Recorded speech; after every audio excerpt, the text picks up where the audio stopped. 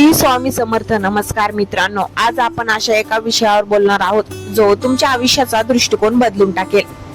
आयुष्याच्या रणधुमाळीत आपल्याला अनेकदा अशा लोकांशी सामना करावा लागतो जे आपले नुकसान करण्याचा प्रयत्न करतात, आपल्या वाटेत अडथळे निर्माण करतात. आपण त्यांना शत्रू म्हणतो, पण लक्षात ठेवा, शत्रूशी लढण्याचा सर्वात मोठा मार्ग हा तलवार उचलणे नसून आपला मेंदू वापरणे हा आहे.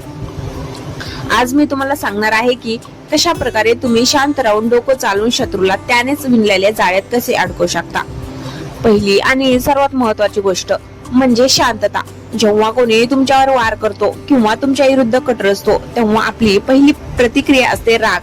आपण ओरडतो, चिडतो आणि तिथेच आपण पहिली चूक करतो.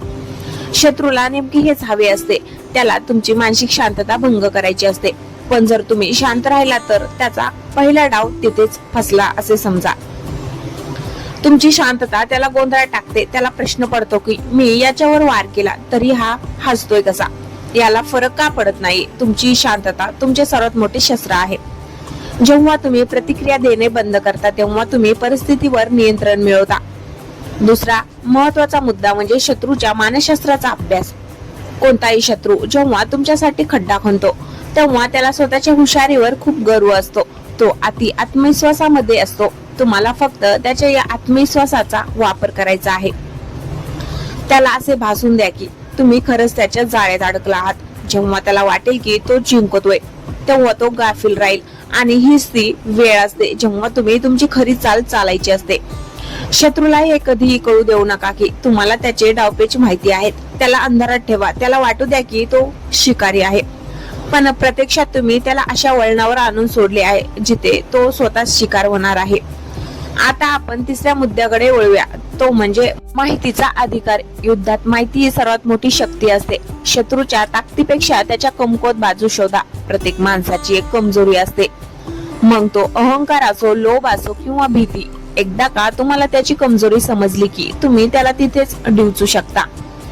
त्याला अशा परिस्थितीत अडकवा जिथे त्याला त्याच्याच कमजोरीमुळे निर्णय घेणे कठीण होईल. समजा एखाद्याला स्वतःच्या श्रीमंतीचा किंवा पदाचा अहंकार असेल तर त्याला अशा प्रकारे आव्हान द्या की तो अहंकार टिकवण्यासाठी चुकीचे निर्णय घेईल. आणि जेव्हा तो चुकीचा निर्णय घेईल तेव्हा तो स्वतःच्याच हाताने स्वतःचे नुकसान करून घेईल. मित्रांनो, चौथी गोष्ट आहे संयम. शत्रूला त्याच्या जाळ्यात अडकवणे ही काही एका दिवसाची प्रक्रिया नाही. यासाठी योग्य वेळेची वाट पाहावी लागते. कधी कधी आपल्याला मागे हटावे लागते. 2 पावले मागे जाणे म्हणजे पराभव स्वीकारणे नव्हे, तर मोठी उडी मारण्याची ती तयारी असते. शत्रू जेव्हा उत्साहात असतो तेव्हा त्याला त्याची सर्व शक्ती खर्च करू द्या. त्याला धावू द्या, त्याला ओरडू द्या. जेव्हा तो थकेल तेव्हा तुम्ही तुमची हालचाल करा, कारण थकलेला शत्रू हा सर्वात जास्त असुरक्षित असतो. पाचवा मुद्दा म्हणजे तुमची प्रगती. शत्रूला पराभूत करण्याचा सर्वात जबरदस्त मार्ग म्हणजे आपली स्वतःची प्रगती. जेव्हा तो तुम्हाला खाली खेचण्याचा प्रयत्न करत असतो तेव्हा तुम्ही एवढ्या उंचीवर पोहोचले पाहिजे की त्याचे हात तुमच्यापर्यंत पोहोचूच शकणार नाहीत. तुमची यशाची शिखरे हाच त्याच्यासाठी सर्वात मोठा सूड असेल. जेव्हा तो पाहेल की ज्या माणसाला मी संपवायला निघालो होतो तो आज माझ्या कल्पनेपलीकडे मोठा झाला आहे, तेव्हा तो स्वतःच्या द्वेषाच्या जाळ्यात जळून खाक होईल. द्वेष अशी विष आहे जे समोरच्याला मारण्याआधी पिणाऱ्याला संपवते. शत्रू जेव्हा तुमच्याबद्दल द्वेष करतो तेव्हा तो स्वतःलाच नष्ट करत असतो. 6वी गोष्ट लोकांची पाठबळ. शत्रू अनेकदा एकटा असतो किंवा त्याच्या सोबत स्वार्थी लोक असतात. तुम्ही लोकांचे प्रेम जिंका. तुमची वागणूक, तुमचे चरित्र एवढे प्रबळ ठेवा की जेव्हा शत्रू तुमच्यावर वार करेल तेव्हा समाजच तुमच्या बाजूने उभा राहील. ज्याच्याकडे लोकांची साथ असते त्याला कोणीही हरवू शकत नाही. शत्रूला एकटे पाडणे हे त्याला जाळ्यात अडकवण्याचे महत्वाचे सूत्र आहे. मित्रांनो, पहिल्या भागात आपण पाहिलं की शांतता आणि संयम ही कशी शस्त्र आहेत, पण आज आपण त्याही पुढची पायरी शिकणार आहोत. शत्रूला त्याच्या जाळ्यात अडकवणे म्हणजे केवळ त्याला उत्तर देणे नव्हे, तर त्याला अशा वळणावर आणून सोडणे जिथे त्याला स्वतःच्या निर्णयाचा पश्चाताप होईल. बऱ्याचदा आपल्याला वाटतं की शत्रू खूप शक्तिशाली आहे, त्याच्याकडे पैसा आहे, माणसं आहेत, पण एक गोष्ट लक्षात ठेवा, कितीही मोठा किल्ला असला तरी त्याला पाडण्यासाठी संपूर्ण किल्ला फोडण्याची गरज नाही, फक्त त्याचा पाया डळमळीत करावा लागतो. शत्रूचा पाया काय असतो? त्याचा अहंकार. जेव्हा एखाद्या माणसाला वाटतं की मी जे करतोय तेच बरोबर आहे आणि मला कोणीच हरवू शकत नाही, तेव्हा तो स्वतःच्या डोळ्यावर पट्टी बांधून घेतो. तुमचं पहिलं काम हेच आहे, त्याला त्याच्या भ्रमात राहू द्या. त्याला वाटू द्या की तो सर्वश्रेष्ठ आहे, कारण अहंकार माणसाला आंधळ करतो आणि आंधळा माणूस स्वतःच्या जाळ्यात अडकतो. पुढचा महत्वाचा मुद्दा आहे प्रवाहाच्या विरुद्ध न जाता प्रवाहाचा वापर करणे. समजा एखादी व्यक्ती तुमच्या विरुद्ध अफवा पसरत आहे. तुम्ही जर जाऊन त्याच्याशी वाद घातला तर लोकांना वाटेल की तुम्ही घाबरला आहात किंवा तुम्ही खरंच चुकीचे आहात. त्याऐवजी तुम्ही अशा प्रकारे वागा की त्या अफवा खोट्या ठरतील. तुमचं चरित्र हे तुमचं ढाल बनलं पाहिजे. शत्रू जेव्हा तुमच्यावर चिखल फेक करतो तेव्हा तो स्वतःचे हात घाण करून घेत असतो. तुम्ही फक्त बाजूला सरकायला शिका. तो चिखल तुमच्या अंगाला न लागता त्याच्या चेहऱ्यावर कसा पडेल हे पाहणं म्हणजे खरी बुद्धिमत्ता. आता आपण बोलूया माहितीच्या जाळ्याबद्दल. शत्रू तुमच्याबद्दल माहिती काढण्याचा प्रयत्न करत असतो.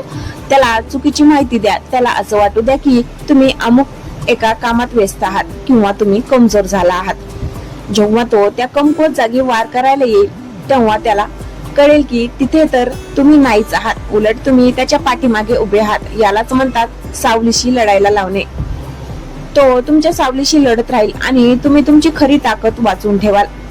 खऱ्या आयुष्यात शत्रू फक्त बाहेर नसतात, कधी कधी ते आपल्या जवळचेही असतात. अशा वेळी भावनिक बुद्धिमत्ता वापरा. शत्रूला कधीच कळू देऊ नका की तुम्हाला राग आला आहे.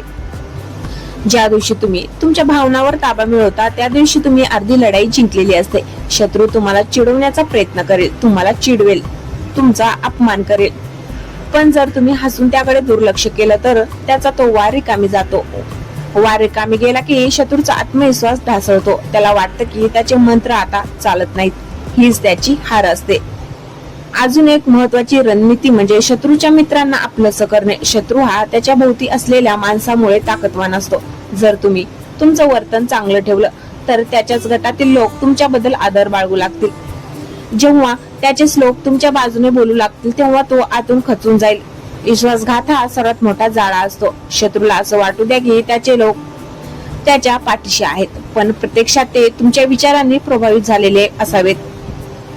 मित्रांनो, लक्षात ठेवा, आपल्याला कोणाचं वाईट करायचं नाहीये. आपण ही रणनीती स्वतःच्या संरक्षणासाठी आणि न्यायासाठी वावरत आहोत. ते सत्याचा मार्ग हा सर्वात कठीण असला तरी तो सर्वात सुरक्षित असतो, कारण खोटेपणाचं जाळं कितीही मोठं असलं तरी सत्याच्या एका किरणाने ते फाटून जातं.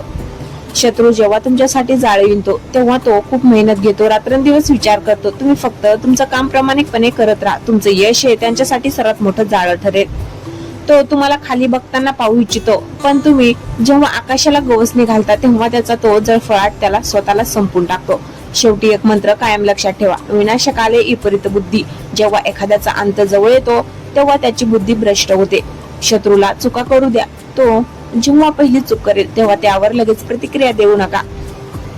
त्याला दुसरी तिसरी चूक करू द्या. जेव्हा तो चुकांचा डोंगर उभा करेल तेव्हा तो त्या डोंगराखाली स्वतःच दबला जाईल. तुम्हाला त्याला ढकलण्याची गरज पडणार नाही. स्वतःवर विश्वास ठेवा. स्वतःला रोज सिद्ध करा. शत्रू असणं हे वाईट नाही, कारण शत्रू आपल्याला सतर्क ठेवतात. ते आपल्याला आपली ताकद वाढवण्यास भाग पाडतात. त्यांना थँक्स म्हणा की त्यांच्यामुळे तुम्ही आज इतके कणखर बनला आहात. जो स्वतःच्या मनाचा राजा असतो त्याला कोणीही गुलाम बनवू शकत नाही आणि कोणीही जाळ्यात अडकू शकत नाही.